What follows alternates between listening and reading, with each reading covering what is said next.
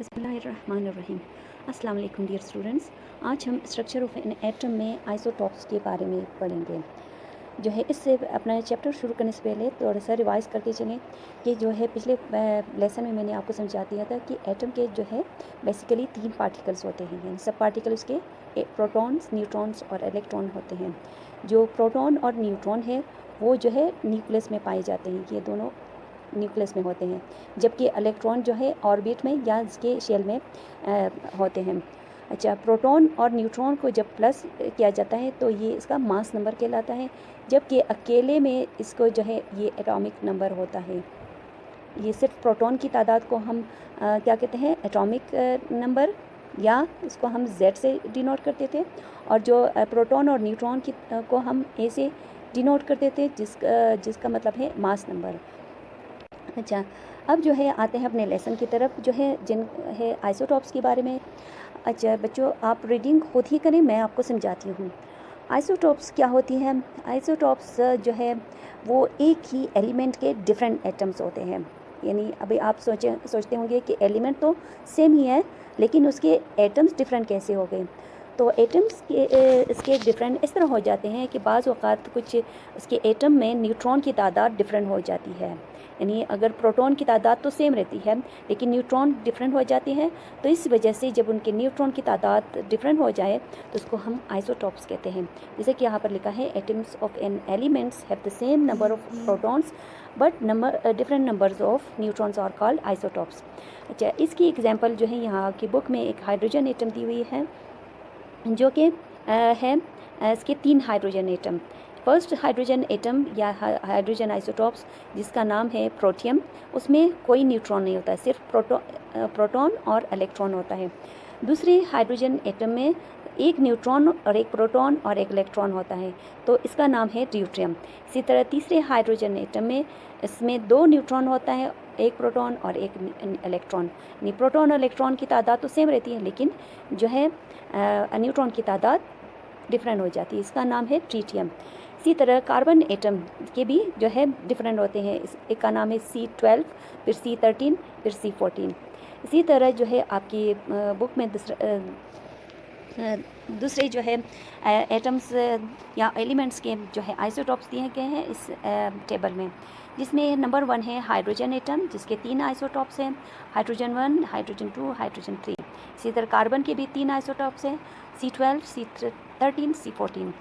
अच्छा, इसी तरह नाइट्रोजन के हैं 2 आइसोटॉप्स, N14, N15। ऑक्सीजन के 2 आइसोटॉप्स, O16, NO18। फास्फोरस के हैं P31, P32। आयोडीन के हैं I127, NI29। यूरेनियम के हैं U234, NU235। ये नंबर जो है क्या शो कर रहा है कि इसमें न्यूट्रॉन की तादाद इतने ही हैं।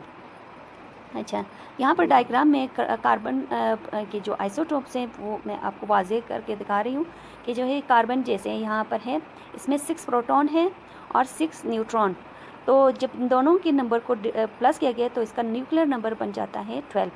अच्छा, इसी तरह कार्बन 13, जिसमें 6 प्रोटॉन 7 न्यूट्रॉन, इसका न्यूक्लियर नंबर इन दोनों को प्लस करके जो नंबर बन गया वो 13 हो गया।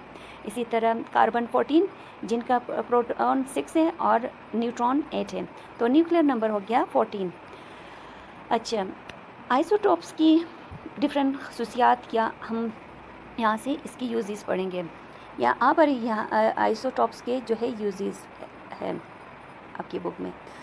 आइसोटॉप्स जो है बेसिकली जो है वो स्टेबल रहता है, लेकिन बाज़ औक़ात ये इसमें से रेडियो एक्टिविटी एक्शन भी पाए जाते हैं, यानी उसमें से रेज़ निकलते हैं, तो ये इसको हम कहते हैं रेडियो एक्टिव आइसोटॉप्स।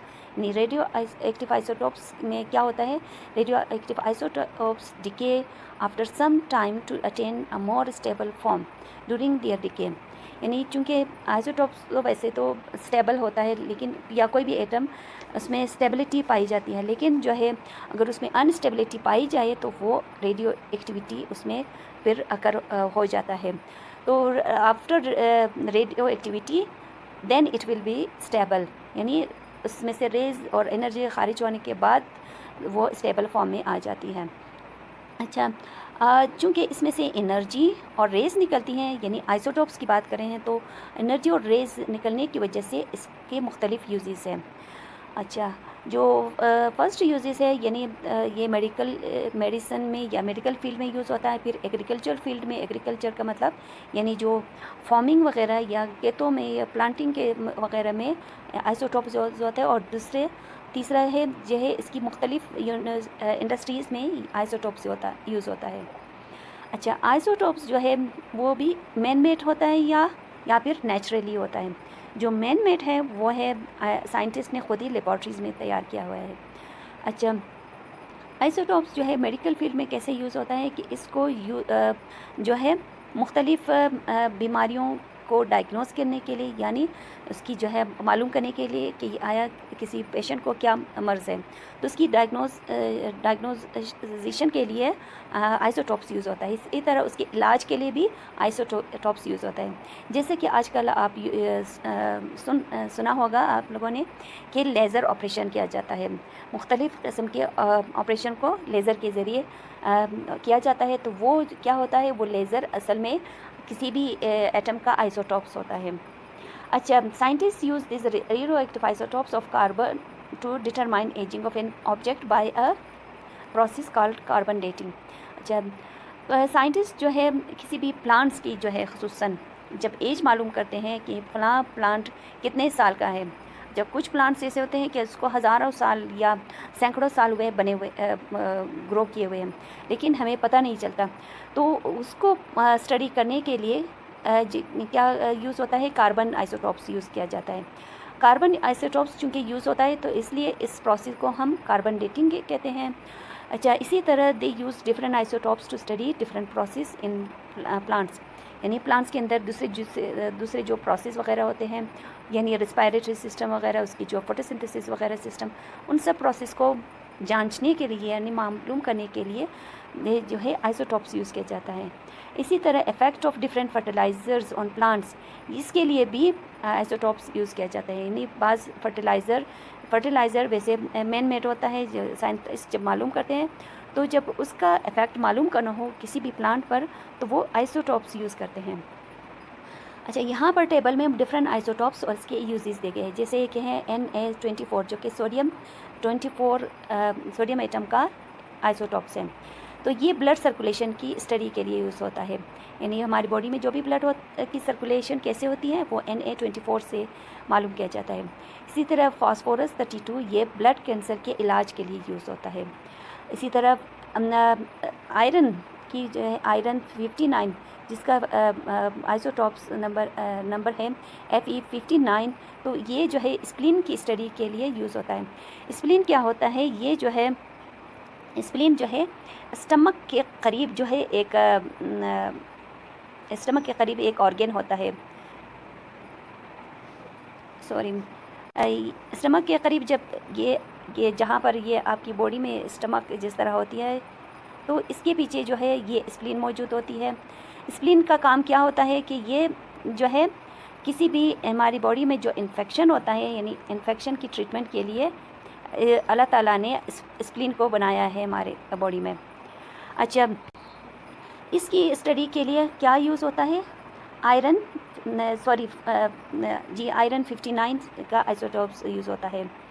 अच्छा, कॉपर 16 ये किसकी स्टडी के, it is used in treatment of cancer, ये भी कैंसर के इलाज के लिए इस्तेमाल होता है। आयोडीन 131 ये जो है गोइटर के इलाज के लिए इस्तेमाल होते हैं।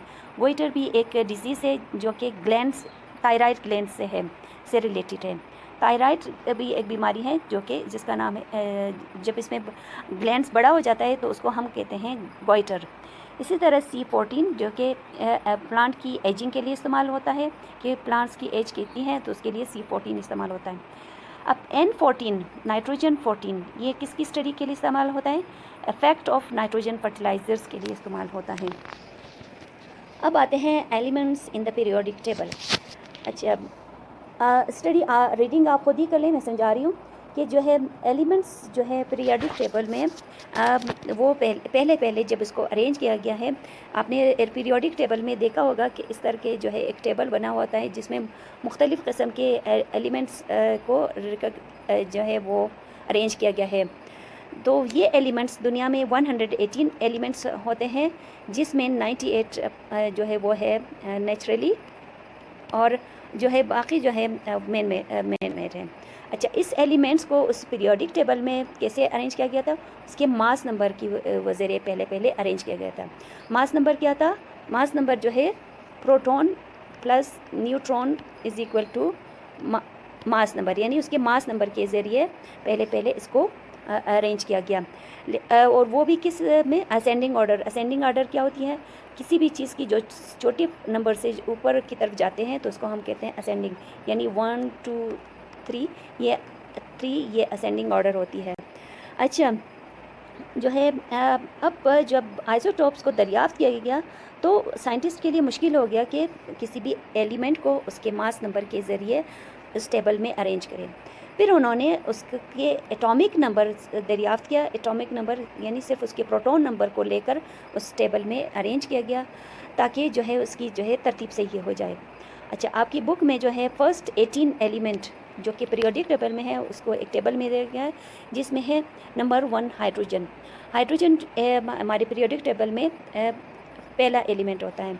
यहाँ पर आप देख सकते हैं कि हाइड्रोजन H लिखा हुआ है, इसका सिंबल H है, और नीचे 1 है, ऊपर भी 1 है। यानी क्या है, जब हम किसी भी एलिमेंट के जो वो मालूम करते हैं प्रोटॉन और एटॉमिक नंबर या मास नंबर, तो हम क्या लिखते हैं? ये फर्ज करिए कोई भी एलिमेंट है तो नीचे जो है इसका एटॉमिक नंबर लिखा जाता है, ऊपर जो है मास नंबर। मास नंबर पहले बताया प्रोटॉन प्लस न्यूट्रॉन, और ये Z जो है सिर्फ प्रोटॉन की नंबर है। तो इसी नंबर के ज़रिए इसको अरेंज किया गया है। यहाँ पर ऊपर मास नंबर होता है, नीचे जो है एटॉमिक नंबर होता है। ये डिफरेंट एटम है, जैसे हाइड्रोजन, हीलियम, लिथियम, ये क्या है, बेरिलियम, बोरॉन, कार्बन, इसी तरह नाइट्रोजन, ऑक्सीजन, फॉस्फो, ये है फॉस्फो सॉरी आयोडीन की है, इसी तरह नियॉन की है, सोडियम की है, मैग्नीशियम की। आगे यहाँ आर्गॉन तक जो है इन्होंने दिया हुआ है। देख सकते हैं कि यहाँ पर जो है ये 18 जो है इसका क्या है? एटॉमिक नंबर, जो कि Z से शो किया गया था। एटॉमिक नंबर जो है Z है और ये A है, मास नंबर है। अच्छा, अब हम जो है क्या पढ़ते हैं कि चूँकि अब आप देखते हैं कि यहाँ पर जो किसी भी एटम की जो है मॉडल है, अंदर न्यूक्लियस में प्रोटॉन और न्यूट्रॉन मौजूद होती है, जबकि उसके इर्द गिर्द जो है डिफरेंट शेल होती है, और शेल में जो है डिफरेंट जो है इलेक्ट्रॉन की तादाद, डिफरेंट मखसूस नंबर ऑफ़ इलेक्ट्रॉन इसमें अरेंज किया गया है, डिवाइड किया गया है। तो इस की वजह से जो है एटम जो है डिफरेंट उसकी वो हो जाती है बिहेवियर या उसकी टेंडेंसी। तो ये बाज़ औक़ात क्या करते हैं कि जो इसके आउटर मोस्ट शेल में है इलेक्ट्रॉन की तादाद, यानी सबसे बाहर जो शेल है उसमें इलेक्ट्रॉन की तादाद जो है चूँकि हर शेल में इलेक्ट्रॉन की तादाद मखसूस होती है, यानी स्पेसिफिक होती है, तो यहाँ पर भी जो है इलेक्ट्रॉन की तादाद को जो है आउटर मोस्ट शेल में कंप्लीट होना चाहिए उस फार्मूले के ज़रिए। जैसे हमारे पास एक फार्मूला था 2n², जिसमें n जो है क्या है? n जो है नंबर ऑफ़ ऑर्बिट है। जैसे फर्स्ट ऑर्बिट में मैंने कहा था कि 1 जो है क्या है? 1 नंबर ऑफ़ शेल है। तो जब हम इसको इस तरह मालूम करेंगे तो हमें पता चलेगा कि फर्स्ट ऑर्बिट में नंबर ऑफ़ शेल कितनी है। जैसे 2 को 1 के साथ मल्टीप्लाई करेंगे 1 ही आएगा, और ये आंसर 2 को 1 के साथ मल्टीप्लाई करेंगे तो हमारे पास आंसर 2 आएगा। तो इसलिए फर्स्ट जो है शेल में नंबर ऑफ़ इलेक्ट्रॉन 2 होना चाहिए। इसी तरह सेकंड शेल में नंबर ऑफ़ इलेक्ट्रॉन को कितना होना चाहिए था? सेकंड शेल में नंबर ऑफ़ इलेक्ट्रॉन को इस फार्मूले के ज़रिए मालूम करते हैं, 2 मल्टीप्लाई 2 को 2 के यानी 2 को स्क्वायर का मतलब ये होता है कि उस नंबर को उसी इन नंबर के साथ दोबारा मल्टीप्लाई करें। 2 2 ज़ार 4 होता है, तो इस तरह 4 2 ज़ार 8 होता है। यानी सेकंड शेल में नंबर ऑफ़ इलेक्ट्रॉन को 8 होना चाहिए।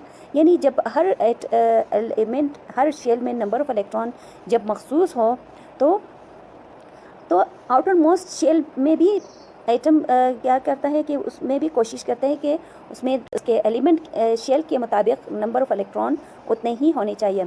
तो इसके इस बिहेवियर की वजह से एटम के जो है मुख्तलिफ बॉन्ड्स डिफरेंट टेंडेंसी होती है या डिफरेंट कैपेसिटी होती है, तो हम एटम की उस कैपेसिटी को हम वैलेंसी ऑफ एन एटम कहते हैं। क्या है वैलेंसी ऑफ एन एटम?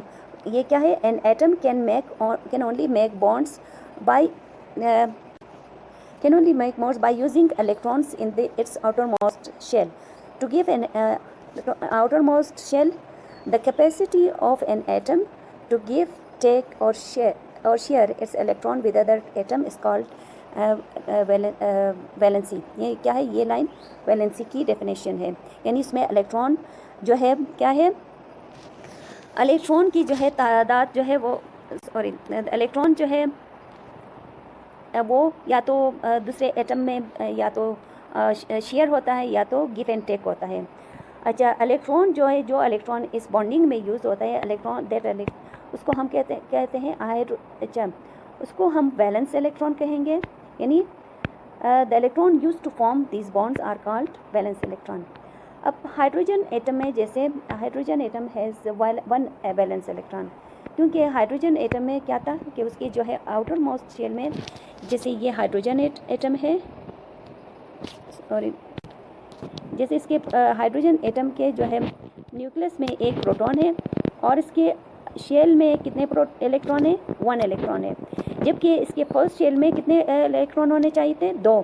तो इसलिए इसको 1 इलेक्ट्रॉन की ज़रूरत है, तो इसलिए इसका वैलेंस इलेक्ट्रॉन कितना है या वैलेंसी 1 है। इसी तरह मुख्तलिफ एटम्स के या मुख्तलिफ एलिमेंट्स के डिफरेंट वैलेंसी होती है। And oxygen can take 2 valence electron from another atom, so its valency is 2। Oxygen की जो है वो कितनी है?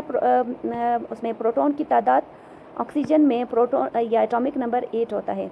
तो जो है ये अगर हम ऑक्सीजन एटम का वो बना लें मॉडल, तो फर्स्ट शेल में 2 इलेक्ट्रॉन इसके आ जाएंगे और सेकंड शेल में कितने इलेक्ट्रॉन हो जाएंगे?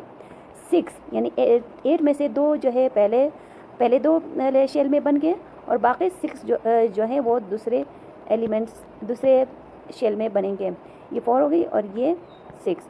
अब इसको चूँकि यहाँ पर दूसरे शेल में 8 इलेक्ट्रॉन होना चाहिए थे, इसलिए अब इसको 2 इलेक्ट्रॉन की ज़रूरत है। 2 इलेक्ट्रॉन की ज़रूरत है, तो इसलिए इसका जो है वैलेंसी कितना होगा? वैलेंसी इसकी 2 होगी, वैलेंसी ऑफ 8 2 होगी।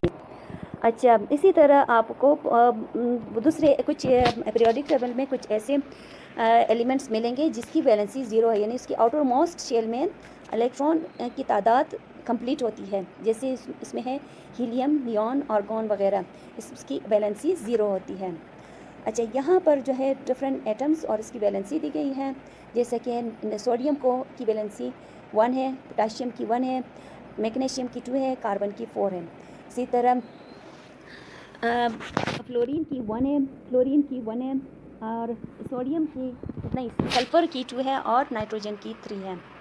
अच्छा, अब हम देखते हैं कि जो है जब मुख्तलिफ एटम्स जो है वो डिफरेंट काइंड्स ऑफ बॉन्डिंग बनाते हैं दूसरे एटम के साथ, तो जो है अगर हम वैलेंसी इसकी चेक करना चाहें, यानी वैलेंसी 2 किस्म की होती है। एक है, इसमें से एक का नाम है आयोनिक बॉन्ड और दूसरे का नाम है कोवेलेंट बॉन्ड। ये डिफरेंट टाइप ऑफ वैलेंसी है इसकी, यानी डिफरेंट एटम्स जो है डिफरेंट काइंड ऑफ वैलेंसी बनाते हैं या बॉन्डिंग बनाते हैं वैलेंस। अच्छा, इसमें जो है आयोनिक बॉन्ड जो है क्या है? आयोनिक बॉन्ड में क्या होता है कि in order to complete their outermost shell atoms gain और लूज इलेक्ट्रॉन्स। नहीं, आयोनिक बॉन्डिंग में एटम या तो एटम के जो आउटर मोस्ट शेल में है इलेक्ट्रॉन, वो या तो दूसरे एटम में चले जाते हैं या दूसरा एटम रिसीव करता है, यानी गेन करता है। तो a bond formed between 2 atoms with complete transfer of electron is called an ionic bond। ये ionic bond की definition है। अच्छा, इन ionic bond 1 atom loses और 1 more atom gains। अच्छा, यहाँ से मैं आपको समझाती हूँ। जैसे ये है सोडियम एटम हमारे पास है। सोडियम एटम को आप देख रहे हैं कि इसकी जो आउटर मोस्ट शेल में है 1 इलेक्ट्रॉन और फ्लोरीन की जो है आउटर मोस्ट शेल में 1 इलेक्ट्रॉन की कमी है। तो ये जो है इससे यहाँ से शेयरिंग करता है, शेयरिंग नहीं करता है, ले लेता है, ये उसको दे देता है, ये गिव करता है, ये टेक करता है। तो अब जो है सॉरी ये गिव एंड टेक होता है यहाँ पर। तो जो है फिर क्या बनता है, अब आप देख सकते हैं कि यहाँ पर Na पॉजिटिव और फ्लोरीन पर नेगेटिव चार्ज आ गया है। जब ये क्यों आ गया, क्योंकि इसमें प्रोटॉन की तादाद ज़्यादा हो गई और इस इलेक्ट्रॉन की कम। तो अब प्रोटॉन पर चूंकि पॉजिटिवली चार्ज पार्टिकल है, तो इसलिए ऑन द होल सोडियम पर पॉजिटिव चार्ज आ जाएंगे, और इलेक्ट्रॉन में चूंकि फ्लोरीन में इलेक्ट्रॉन की तादाद प्रोटॉन से ज़्यादा हो गई, तो इसमें नेगेटिवली चार्ज ज़्यादा हो गई है। तो अब ये इसको हम अब आयंस कहेंगे। ये सोडियम एटम का आयंस है और ये फ्लोरीन एटम का आयंस बन गया। अच्छा, जो प्लस फॉर्म में आते हैं, यानी जो पॉजिटिवली चार्ज एटम है, उसको हम कहते हैं कैशन। पॉजिटिवली चार्ज पार्टिकल को हम क्या कहते हैं, कैशन। इस पर पॉजिटिव चार्ज आता है। और एनियन में क्या होता है, एनियन में नेगेटिवली चार्ज पार्टिकल आ जाते हैं। अच्छा, फॉर एग्जाम्पल अब sodium is a cation and fluorine is an anion. अच्छा, cation and anion attract each other and have strong forces of attraction. आपने जो है पिछले क्लासेस में पढ़े होंगे कि जो दो पॉजिटिवली चार्ज पार्टिकल होंगे, वो या दो सेम चार्ज पार्टिकल क्या करते हैं, हमेशा एक दूसरे को रिपेल करते हैं। रिपेल का मतलब एक दूसरे से दूर हट जाते हैं। यानी अगर दो पॉजिटिव चार्ज पार्टिकल हो तो ये इसमें जो है ये दूर दूर चले जाते हैं। अगर दो नेगेटिवली यानी मतलब दो अपोजिटली चार्ज पार्टिकल हो तो इसमें क्या आती है, इसमें अट्रैक्शन पैदा होती है, यानी दोनों एक दूसरे की तरफ खिंच जाते हैं। जबकि जो है दो सेम चार्ज पार्टिकल्स एक दूसरे को अपने आप से दूर हटा देते हैं। तो इस टेंडेंसी की वजह से, यानी जब ये आयनिक बॉन्ड में आ जाते हैं तो इसमें जो है यानी मुख्तलिफ पॉजिटिव और नेगेटिव चार्ज इसमें आ जाएंगे, तो ये इसमें एक एट्रैक्शन पैदा होगा, बॉन्डिंग हो जाएगी, दोनों आपस में मिल जाएंगे। इसको हम कहेंगे आयनिक बॉन्ड। अच्छा, अब हम पढ़ेंगे यहाँ पर जो है डिफरेंट कैशंस और एनियंस दिए गए हैं। जैसे हाइड्रोजन एटम जो है कैशन है, इसमें 1 चार्ज 1 है। इसी तरह sodium, potassium, magnesium, calcium, boron और एल्युमिनियम है, जिसकी जो है बिलतरतीब कितने चार्जेस हैं, 1 1 1 2 2 3 3। इसी तरह एनियंस की एग्जांपल है फ्लोरीन और ब्रोमीन। इन तीनों के जो है चार्ज जो है नेगेटिव चार्ज जो है 1 है। ऑक्सीजन, सल्फर के 2 नेगेटिव चार्जेस हैं और नाइट्रोजन और फास्फोरस के 3 नेगेटिव चार्ज हैं। अच्छा, अब दूसरी बॉन्डिंग क्या है, कोवैलेंट बॉन्डिंग। कोवैलेंट बॉन्डिंग में क्या होता है कि इसमें ना तो इलेक्ट्रॉन जो आउटर मोस्ट शेल में है, जैसे इलेक्ट्रॉन आउटर मोस्ट शेल में है, ये जो है गिव एंड टेक यहाँ पर नहीं होता है, बल्कि ये आपस में मिलते हैं, ये आपस में ये दोनों शेयरिंग करेंगे। जैसे यहाँ पर आप देख सकते हैं कि ये शेयर बना रहे हैं, जिसको हम कहते हैं शेयर पेयर्स। यानी जब दो इलेक्ट्रॉन दो दूसरे एटम से आपस में मिलते हैं तो ये आपस में इस तरह शेयरिंग करते हैं, तो साथ साथ ये अपना भी वो पूरा करते हैं आउटर मोस्ट शेल, और अपने दूसरे एटम का भी आउटर मोस्ट शेल कंप्लीट होता है। अच्छा, कोवैलेंट बॉन्ड जो है अक्सर अमूमन किस किस्म के एलिमेंट में पाए जाते हैं? कोवैलेंट बॉन्ड जो है अमूमन जो है वो सॉलिड और लिक्विड और गैसेस में कोवैलेंट बॉन्ड बनते हैं, और इसकी मेल्टिंग और बॉइलिंग पॉइंट निस्बतन कम होती हैं। जबकि आयनिक बॉन्ड जो है वो सॉलिड एलिमेंट्स में पाए जाते हैं और इसकी मेल्टिंग और बॉइलिंग पॉइंट ज़्यादा होती है। तो ये हुई आज तक के लिए इतना काफ़ी।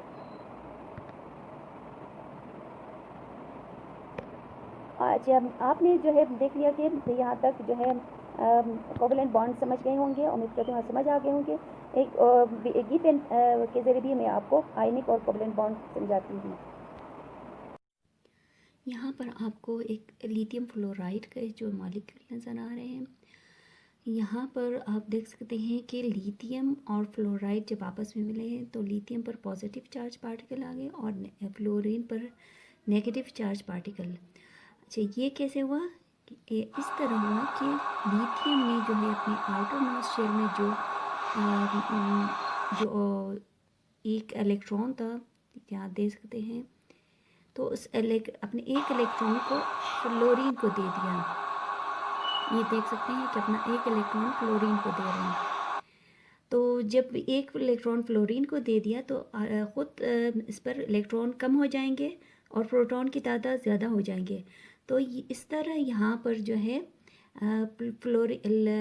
लिथियम पर पॉजिटिव चार्ज पार्टिकल ज़्यादा हो जाएंगे और इस पर पॉजिटिव चार्ज आ जाएंगे। और जबकि फ्लोरीन में जो है इलेक्ट्रॉन ज़्यादा हो गया है प्रोटॉन के मुकाबले में, तो इलेक्ट्रॉन पर चूंकि नेगेटिव चार्ज पार्टिकल है इसलिए इस पर नेगेटिव चार्ज पार्टिकल ज़्यादा हो जाएंगे। इस तरह ये जो है लिथियम और फ्लोरीन के इस तरह आपस में मिलने से कौन सा बॉन्ड बन गया? Ionic bond. इसी तरह अब आप हाइड्रोजन एटम को देख सकते हैं कि दो हाइड्रोजन एटम आपस में कैसे कोवेलेंट बॉन्ड बना रहे हैं। कोवेलेंट बॉन्ड में जैसे मैंने कहा था कि जो है दो इलेक्ट्रॉन जो है आपस में शेयरिंग करते हैं।